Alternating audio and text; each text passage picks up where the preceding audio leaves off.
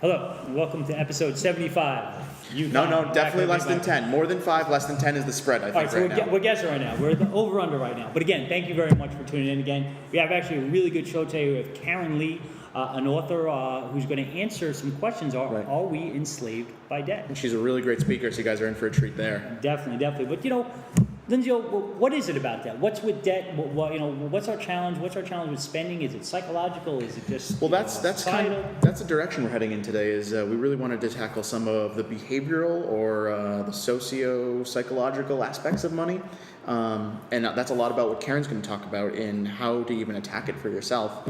But really, just the factors that go into it. Why do we do the things that we do? So what makes us tick? And even just to jump right into it. Why do we make those irrational decisions? What factors or what are things that we can look for to kind of help us curb that or correct those actions? Not every shopping experience is a negative experience. Right. But there are some things that promote spending in some aspects over others. So what are some of those things that you've seen that in your profession So right now, one of the biggest things that I keep seeing with financial markets and housing in particular is short-term memory. I don't have to tell you to quote from the late 30s to now to tell you that GDP in the financial markets have grown for the most part, right? It's always a positive uptrend over the long term. But if you take the last decade or so, or even now the last week and a half, volatility has been silly in markets as of late, right? On almost zero changes in information. So people tend to remember the short-term happenings and how they felt, their emotions connected to what's happened in the short term, and use that information to make decisions. So, am I going to buy this house or am I going to sell it? Am I going to hold on to cash or am I going to put it into the market? Am I going to liquidate a portfolio in my retirement accounts and buy a heaping pile of gold? That's all predicated on, for the most part, what's happened in the short term. Even with if you correlate it to even with the gym, we forget the long-term benefits of going to the gym because then you look good and then hopefully someone will think you look good and then you're not alone by yourself at night, Saturday night, watching God knows what, Lifetime, or whatever it may be. Right. But when in I the like short Lifetime term, for the record. I have not watched Lifetime for the No. record. But it gets over time. The short term, you go, I got to go to the gym, I got to do this, I got to do that. But the long term benefits of, I'm in shape, my medical bills are less, I feel good about myself, I have more energy. And the same thing with your financial life. If you look at it from a long term perspective and say, wow, all these great benefits of getting my house in order and really understanding where I'm spending my money and how I'm really making decisions, in the long term, that can provide a tremendous amount of psychological benefit. Right. And to even kind of expound upon that a little bit more, that lack of time kind of lends us to leaning a little harder on groupthink. And that's another kind of psychological, topic that should get a little bit of credit here because, if I don't have time to research information on my own or to do things for myself, I might rely on the wisdom of a crowd that might not actually be right. Almost like Twitter in a sense, right? Where everybody says, "Go do this," or actually, when you're dating and you have somebody, well, he did this, and all of a sudden, next thing you know, they're guy bashing for an hour. It's because none of you people are married, or you're all divorced. Another thing that gets people a lot of times is if it isn't broke, don't fix it mentality. Mm-hmm. So cable bills, credit card interest rates, cell phone bills. If you're used to, or if you're in the habit of continually paying everything monthly, regardless of what statements change, you just are in the habit of writing that check. Those increases in charges can affect your bottom line, and you wouldn't even feel it essentially. Ah. Well, listen, we're going to cut to our interview segment right now, and we're going to have a lot of good info for you. So stay tuned. Yep. Well, so far today we've been talking about the psychological aspects of money and spending and debt, right. And it's obviously been very illuminating. But we're going to get a little bit deeper into it, and we're very privileged to have on Karen Lee. She's the owner-operator of Karen Lee & Associates, and also the author of It's Just Money, So Why Does It Cause So Many Problems? And that's a great question, because a lot of us, we say, well, money buys happiness, and it seems to be in direct opposition to that. Right. So it's really good to have Karen on the show. She's been a financial planner for over 20 years, a lot of experience dealing with people, and so she's going to help us out a little bit and dig in a little bit deeper into, it's just money. So why does it cause so many problems? So Karen, thank you for coming on the show. And why does money cause so many problems? Thank you for having me on the show. Well, that's a question I've been pondering for a lot of years. When I went into this industry, I thought that financial planning seemed relatively easy. It's a basic formula. If you figure out how much you earn and what you need to pay your bills and how much you need to save, then if you just follow the plan, you should reach financial financial independence. And I became pretty frustrated in my industry about 10, 15 years into it because I realized that most people weren't following the plan. And don't get me wrong, I was certainly making good living. I was helping people in a lot of ways. But when it came right down to it, they weren't following all of the plan. Now, I was, and several of my other clients were, but that's what got me thinking, what's really going on with people and money? And I work with some of the brightest, educated people, doctors, lawyers, and incomes that are, anywhere from 50, 60 grand a year to, over 300, 400 a year. So these are people that certainly have the knowledge to balance budget. And I thought, what's really going on?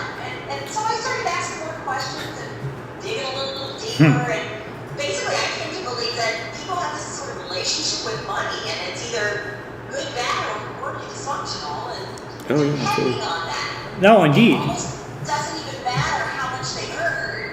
It depends more on that underlying relationship, how they value money. Well, now, that leads us to a good question. You obviously you work with these clients for over time, so you must have seen that some people continue to struggle time and again with the same money issues.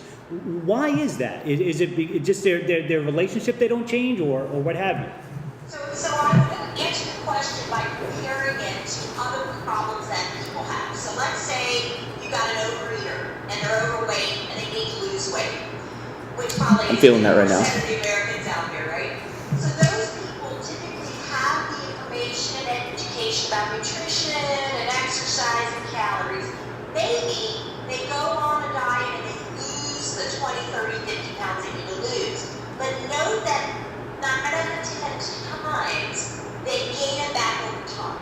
And the reason is they haven't addressed the underlying issue as to why do they overeat in the first place. True. So what I would say, the reason people struggle again with the same money issues is they haven't looked deeper at why do they make these mistakes in the first place. And the number one mistake is I spend more than I earn. And that's a huge issue, obviously, that we see in our profession as well. It's a lot every day. of people. And when you asked me to talk about it, you asked about, are people enslaved by debt? And of course the answer is yes. It's a horrible burden, but step back and say, now how'd you get into debt? Well, I spend more than I earn. Okay, next question.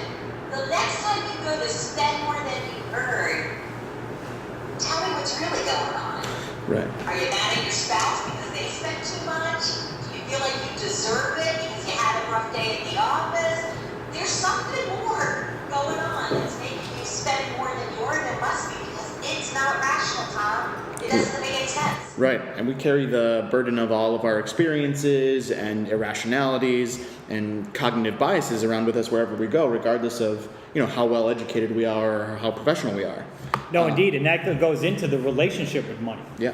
So that it's just like you're speaking to earlier about that. So, can you tell us a little bit about how one's relationship with money can affect their financial success? Well, yeah, I certainly can. Let's talk first just a little bit about where does this relationship with money even come from? It's a good start. A good part of it comes from our childhood. What you learn, what you witness while growing up. Did mom and dad struggle with money? Did Right. they talk about money? Were they the type that gave, this is what's going on now, they give you everything you want and you never realized there was a limit? Or the way I was raised, which we were given virtually nothing, we grew up thinking we were poor. We weren't poor, we were middle class. It's just that my family was very fear-based. And I write about that in the book. My father was an immigrant, and he raised us as if we were in poverty, but we weren't.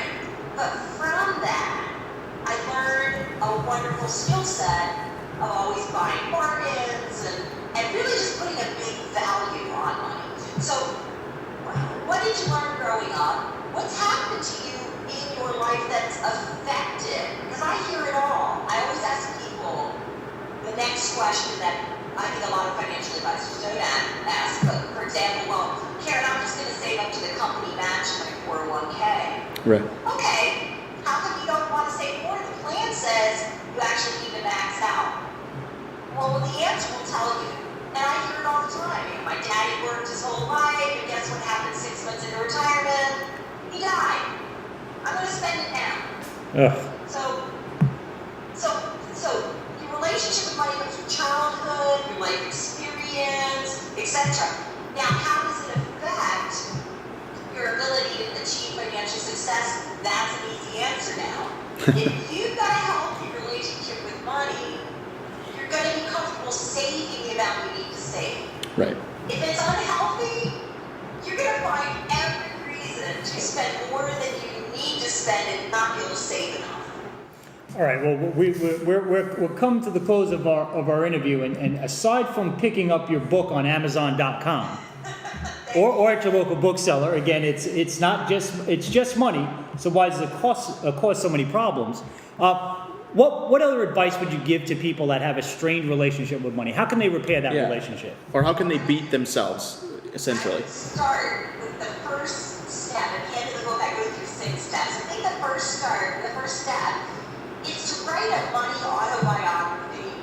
And it might sound a little frou-frou, but I did it. I became a certified money coach a couple of years ago, and they made me write a money autobiography. So start with your earliest childhood memory with money, go through what happened, how you felt about it, what you think you learned from it, and try to go through all the different phases of your life up to currently. And then you'll start to get a picture of how you came to feel how you feel about money. And that's going to be your starting place. It's a good start. That's definitely a good start to figure out where you're at, and give you that advice onto where you could possibly go. Right. Right. Well, listen, we're very again, Karen. Thank you very much for coming on the program. Yeah, really Karen appreciate Lee was our guest. She is the owner operator of Karen Lee and Associates Financial Planning and the author of It's Just Money.